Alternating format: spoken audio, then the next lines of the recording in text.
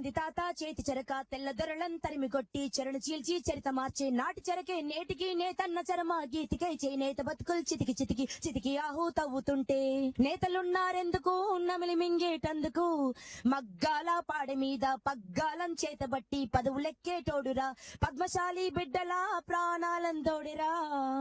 చేనేత రంగంలో మన దేశంలోనే మొట్టమొదటి స్థానంలో మన తెలుగు జాతి ఉందని మనం సగర్వంగా చెప్పుకుంటున్నాం. కానీ ఇక్కడే చేనేత వృత్తి నిర్లక్ష్యానికి గురవుతుంది అని చెప్పుకోవడానికి మనం సిగ్గుపడాలండి.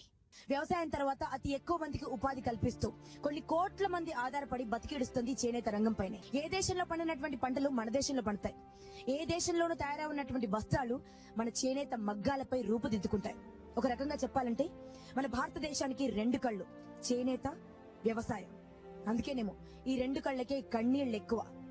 ప్రపంచమంతా ఆహారం కావాలి, ప్రపంచమంతటికి కట్టుకోవడానికి బట్ట కావాలి, ప్రపంచ అవసరాలను తీర్చగలిగే శక్తి భారతదేశానికి ఉంది.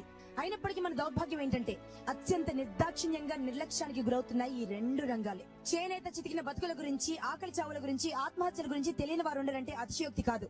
అయినప్పటికీ ఇంతమంది నేతన్నల చావులు చూసిన తర్వాత కూడా మన నేతలు చలించరెందుకు?